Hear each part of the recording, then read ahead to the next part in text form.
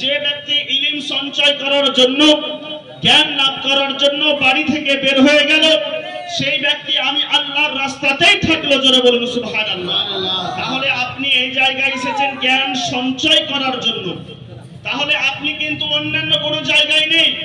আপনি আকন্দবাড়িয়ার সরজমিনে আছেন, নদিয়া ডিস্ট্রিক্টের সরজমিনে আছেন, এটা ঠিক, কিন্তু আপনি যে জায়গায় বসে আছেন এটা বাহ্যিক দৃষ্টিকোণ থেকে জমিন হলে, মাটি হলেও এটা কিন্তু আল্লাহর রাস্তা। অতএব আল্লাহর রাস্তায় আপনি যতক্ষণ না পর্যন্ত এই জায়গা ছেড়ে যাবেন ততক্ষণ পর্যন্ত আপনি আল্লাহর রাস্তায় থাকবেন। অতএব আপনি আমি সকলে ইলম সঞ্চয় করার জন্য এসেছি, কিছু শিখবো, কিছু জানবো, জানার পরে আমরা বাড়ি ফিরে গিয়ে সেই জিনিসটাকে আমল করার চেষ্টা করব। সকলে বলি আল্লাহুম্মা আমিন, আল্লাহুম্মা আমিন।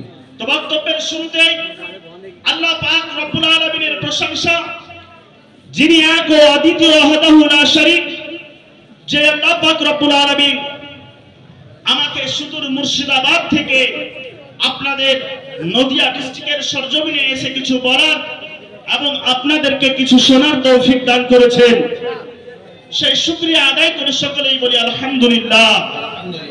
অতঃপর দুরূদ ও সালাম বর্ষিত হোক শান্তির দূত, মানবতার মুক্তির দিশারি, সাম্যবাদের প্রতিষ্ঠাতাকারী, সামাজিক আচরণ বিধি তৈরিকারী, সমাজকে সুষ্ঠুভাবে পরিচালনাকারী, আল্লাহ দ্বিতীয়, আল্লাহর সঙ্গে কারো তুলনা চলে না, এইরকম আকীদা, এইরকম বিশ্বাস আপনাকে করতে হবে, দিল থেকে করতে হবে, বিলাস মুখেও বলতে হবে।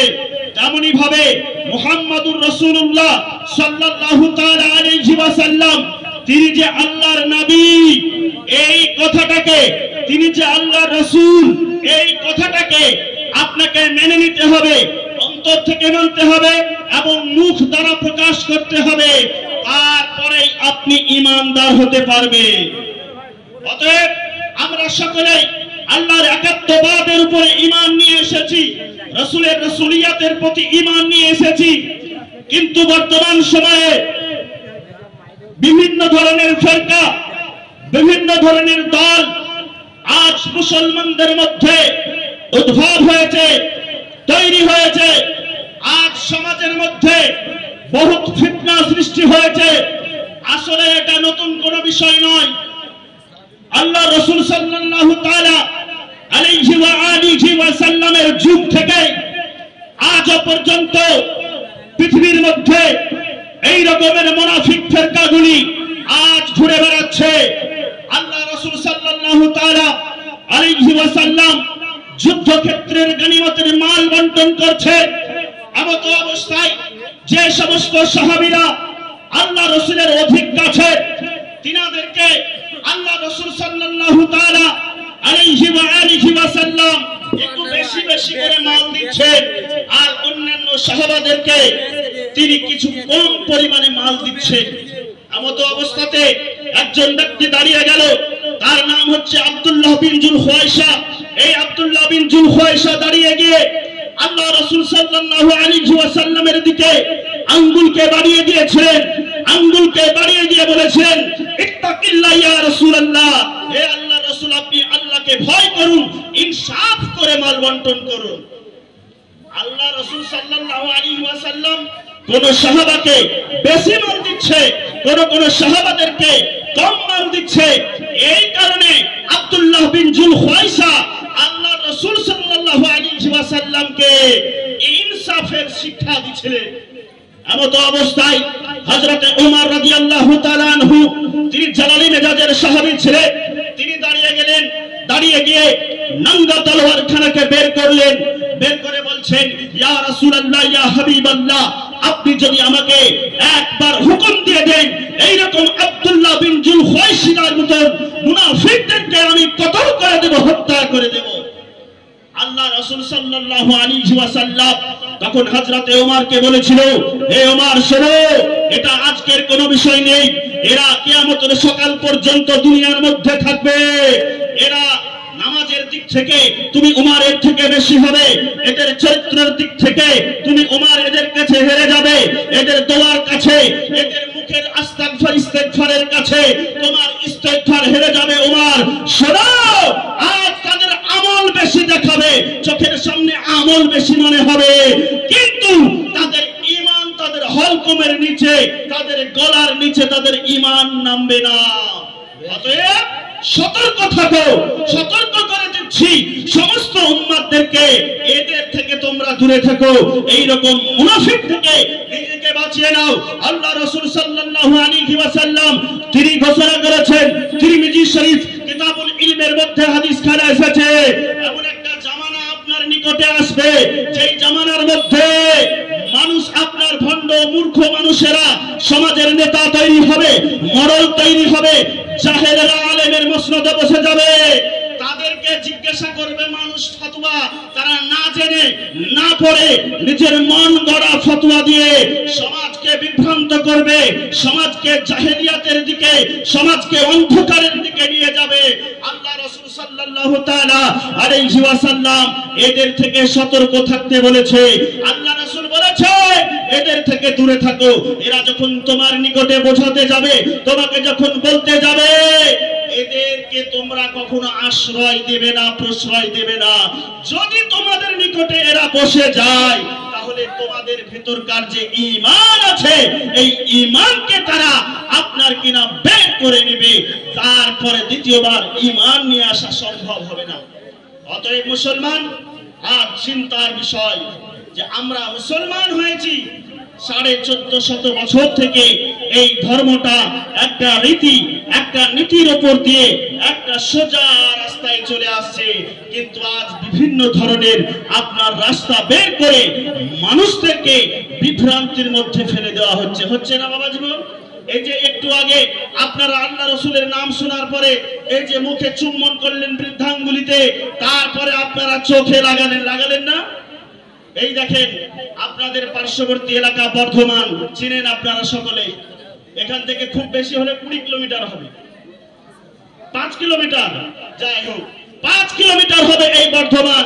এই বর্ধমানে একটা খ্যাপা মাওলানা বের হয়েছে, ওর নাম হচ্ছে ইয়াসিন। চিনেন ইয়াসিনকে? চিনেন? এই ভণ্ড মূর্খ যে কিনা নিজে মাদ্রাসা জীবনে ডাব চুরি করে খেয়েছে, নিজে মুখে বলেছে, এই ডাব চোর বক্তা আপনার সেই স্টেজে দাঁড়িয়ে বলছে যে আল্লাহ রাসূলের নাম আপনার শুনে আপনার বৃদ্ধাঙ্গুলি চুম্বন দিয়ে চোখে লাগানো চলবে না, এর কোনো হাদিস নাই। কি বলবে? তাহলে আমরা এতদিন ধরে যেটা করে আসছি সেটা ভুল। তিনিও তো একজন সমাজের মধ্যে আলেম হিসাবে পরিচয় দেয়, সেই আলেম বলছে, তাকে আলেম বলাটা ভুলই হচ্ছে বাবা জীবন। তার কারণ চুরি করতে মানে ডাব চোর। আমাদের মুর্শিদাবাদে এখন বিশেষ করে উলামা সমাজ তাকে গোপাল ভাঁড় বলে। গোপাল ভাঁড় মানে স্টেজে আসে, মানুষের সামনে একটু হাসি মজাক করে, ঝোকারি করে স্টেজটাকে রঙ্গমঞ্চ করে দিয়ে আপনার স্টেজ থেকে বিদায় নিয়ে চলে যায় মোটা অঙ্কের টাকা নিয়ে।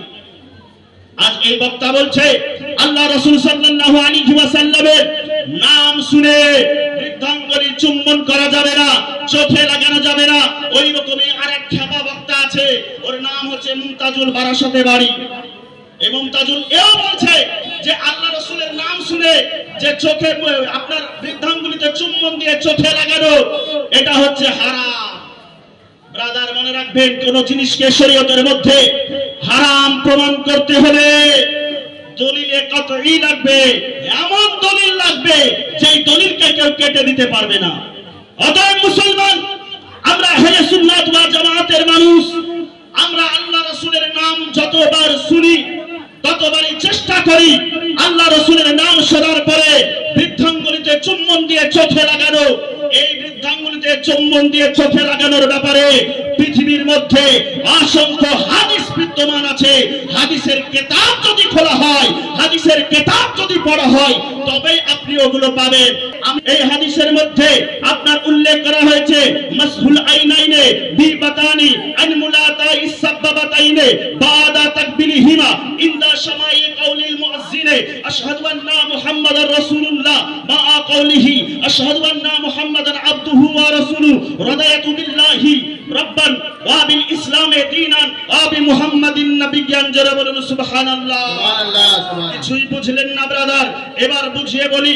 আপনার হাদিসের মধ্যে এসেছে মাসহুল আইনাইনে বিবাদানি আন মুরাতাই সাবাবাতাইনে বাদা তাকবিরহিমা ইনদা সামাই কাউলিল মুয়াজ্জিন। যে যখন মুয়াজ্জিন, মসজিদের যে মুয়াজ্জিন আপনার আযান দেয়, এই মুয়াজ্জিন যখন বলবে, কি বলবে? আশহাদু আন্না মুহাম্মাদার রাসূলুল্লাহ, তখন আপনারা দুই বৃদ্ধাঙ্গুলিতে চুম্বন করবেন এবং চোখে লাগাবেন। জোরে বলুন সুবহানাল্লাহ। তাহলে বলুন, পৃথিবীর মধ্যে চোখে লাগানোর দলিল, বৃদ্ধাঙ্গুলিতে চুম্বন দিয়ে চোখে লাগানোর দলিল পৃথিবীর মধ্যে মওজুদ আছে। মাতাসিনে হাসানা থেকে এই দলিলটা দেওয়া হচ্ছে। এই দলিল সম্পর্কে বিভিন্ন ইমামগণ মতামত রেখেছেন। এই দলিলটাকে অনেক মুহাদ্দিসিনে কিরাম তিনারা সহিহ বলেননি। এর মানে হাদিসটা জয়ীফ এটা নয়। কোন হাদিসকে সহিহ না হওয়ার পিছনে তাই সেই হাদিসের হাসান হওয়া হচ্ছে যুক্তিযুক্ত। এই হাদিসটা হচ্ছে হাসান পর্যায়ের হাদিস। দ্বিতীয় হাদিস শোনায়।